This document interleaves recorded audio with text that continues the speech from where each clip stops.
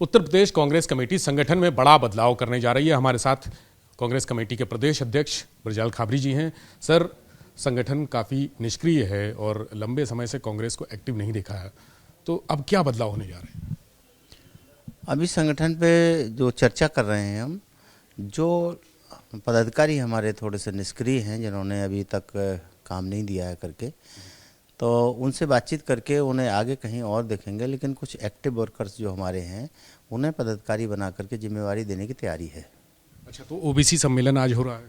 हाँ, ओबीसी सम्मेलन तो हमारे जो ओबीसी के राष्ट्रीय अध्यक्ष आए हैं, कैप्टन यादव जी, तो वो अपना समीक्षा कर रहे हैं। पूरे प्रदेश के लोगों को बुलाए हैं।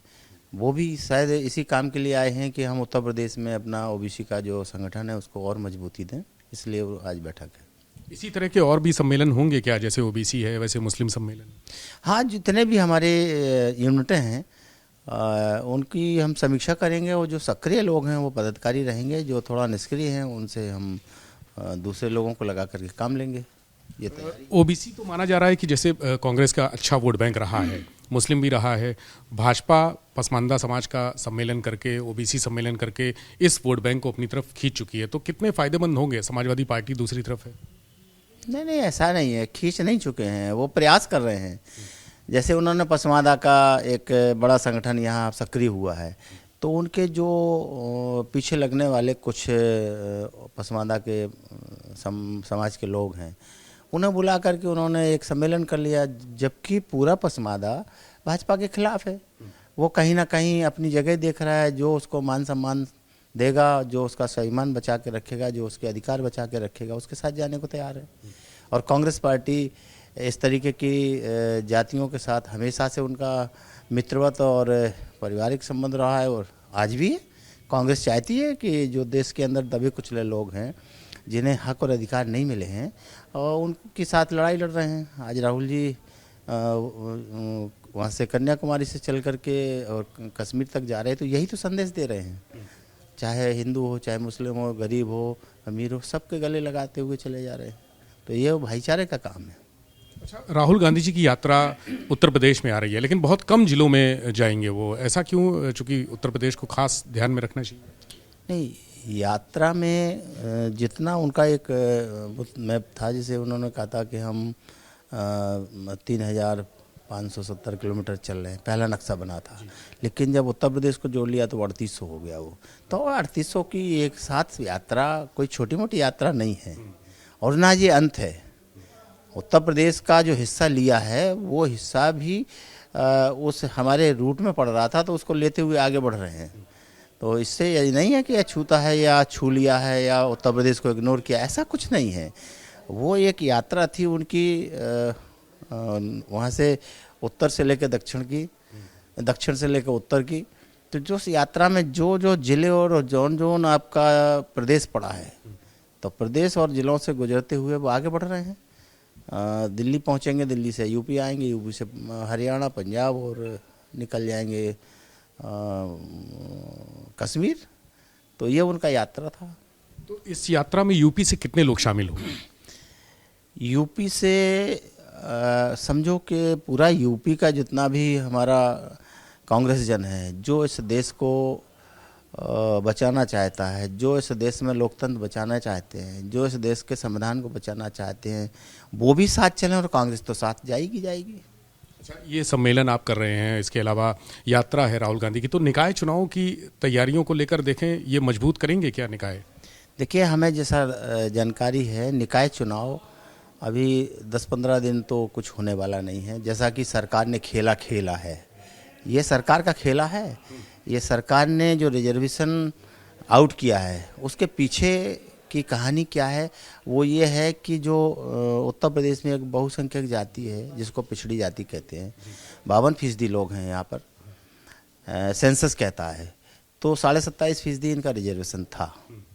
अब वो स्थानीय निकाय के चुनाव में उन्हें रिजर्वेशन ना देना पड़े, तो उनका रिजर्वेशन तो अभी दे दिया और जाके कोर्ट भेज दिया। कोर्ट के माध्यम से ये चाहते हैं कि जो संवैधानिक 21% शेड्यूल कास्ट का रिजर्वेशन है वो रहे और सामान्य हो जाए। तो बैकवर्ड का पूरा रिजर्वेशन ये खा करके चुनाव कराना चाहते हैं, जैसा कि अन्य राज्यों में किया है 2 जगह। तो बैकवर्ड के साथ बड़ा छलावा होने वाला, और बैकवर्ड फिर भी उनके पीछे लगा हुआ है। बड़ी ताज्जुब की बात है। बैकवर्ड में उनका अगर 0 रिजर्वेशन कर देते हैं तो वो कहाँ लड़ पाएंगे, ना तो नगर पालिका, ना नगर निगम, ना नगर पंचायत। और अभी जो रिजर्वेशन दिया है वो इसलिए त्रुटिपूर्ण दिया है कि कोई ना कोई कोर्ट चला जाएगा। जैसे उन्होंने शेड्यूल कास्ट के नगर निगम में 1 सीट का नुकसान किया, बैकवर्ड का तो 0 है। अभी हमने एक आंकड़ा बनाया है, हमारे पास है। उस आंकड़े में नगर पालिकाओं में 74 सीटों का शेड्यूल कास्ट का नुकसान किया है, बैकवर्ड का और ज़्यादा किया है। तो जो भी इनका जो खेला है वो एक सुनियोजित कार्यक्रम के तहत है, और नगर निगम के स्थानीय निकाय के चुनाव निश्चित कराएंगे, और कराएंगे वही जो शेड्यूल कास्ट का रिजर्वेशन है उसमें भी 12% दे रहे हैं। 12% दे करके बाकी काट दिया है। वो क्या कह रहे हैं 12% में, कि जो अर्बन एरिया है उस अर्बन एरिया में शेड्यूल कास्ट के लोग कम रहते हैं, रूरल एरिया में ज़्यादा रहते हैं। तो इसको भी 2 भाग में बांट दिया, क्योंकि हिस्सेदारी जना देना पड़े। वैसे तो 21% देनी चाहिए जैसा संवैधानिक है, लेकिन 21% को भी कम कर दिया। इसलिए कर दिया कि भाई आपका अर्बन एरिया में 12%, 12.5% वोट है, 12.5% ले लो। तो हमारी 12.5% जब देते हैं तो बहुत सारी सीटें कट जाती हैं, और अगर 21% देते तो हमारा पूरा हिस्सा मिलता, यानी शेड्यूल कास्ट का। तो उसके साथ भी धोखा हो गया, और बैकवर्ड के साथ 100% धोखा होने जा रहा है। तो ये खेल ये सरकार खेल रही है। इसके बाद भी SC और तो दूर है ही है, OBC जो नज़दीक लगा हुआ है उसे इस पर विचार करना पड़ेगा, कि एक तरफ तो ये बड़ी बड़ी बातें करते हैं, दूसरी तरफ हमारे हक और अधिकार काटते छीनते चले जा रहे हैं। तो ये लड़ाई बड़ी लड़ाई है। हालांकि सरकार है वो जैसा डिक्लेयर करेंगे, चुनाव करा लेंगे, 2 राज्य में करा चुके हैं, ये तीसरे की तैयारी है। तो आपको क्या लगता है कब तक चुनाव होंगे? ये 20 तारीख तक वेट कर रहे हैं। 20 तारीख के बाद इनको माननीय सुप्रीम कोर्ट ने तो कह दिया है कि एनी हाउ चुनाव कराना है। कैसे कराना है, उन्हें एक रास्ता मिल गया। रास्ता यही मिला कि बैकवर्ड का रिजर्वेशन की कोई चर्चा ना करके, क्योंकि सुप्रीम कोर्ट ने ये कहा है कि आपको ट्रिपल टाइप में करके आपको इनकी गणना करनी चाहिए और फिर रिजर्वेशन क्लियर करो। तो वो तो कर नहीं पाएंगे, जी कराएंगे ही नहीं, क्यों कर नहीं पाएंगे। उधर उन्होंने कहा कि हम आपको टाइम नहीं दे रहे, चुनाव कराना ही कराना है। तो फिर एक बहाना मिल जाएगा कि ये आगे देखेंगे, पहले हम उन 2 राज्यों के तर्ज पर इस उत्तर प्रदेश का भी चुनाव करा के अपनी झोली में डाल लें, ऐसा उनका विचार है। लेकिन अब हमें सड़क पर निकल के लोगों को समझाना है, चाहे वो हम यात्रा के माध्यम से समझाएं, चाहे प्रोग्राम के माध्यम, चाहे रैली के माध्यम से समझाने के लिए हम लोग तैयार खड़े हैं। और जब हम समझा ले जाएंगे तो लड़ाई फिर आर पार की होगी और कांग्रेस और भाजपा की होगी। इसलिए मैं बार बार कह रहा हूँ कि भारतीय जनता पार्टी के अगर घुटने टेकने का कोई काम करा सकता है तो वो है कांग्रेस। अच्छा, अजय राय जी ने कहा कि राहुल गांधी चुनाव लड़ सकते हैं अमेठी से। ये तो उनका अधिकार है, देश की किसी भी सीट से लड़ सकते हैं।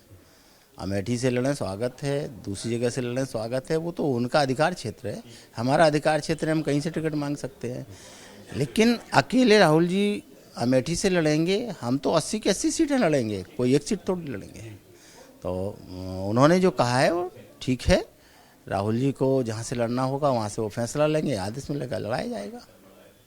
धन्यवाद। बहुत शुक्रिया। उत्तर प्रदेश कांग्रेस कमेटी के अध्यक्ष बृजलाल खाबरी जी थे, जिन्होंने सरकार पर हमला किया है आरक्षण को लेकर और कहा है कि ओबीसी के साथ छल हो रहा है, पिछड़ों के साथ छल किया जा रहा है। कैमरा सहयोगी राजू के साथ विवेक त्रिपाठी, एबीपी गंगा, लखनऊ।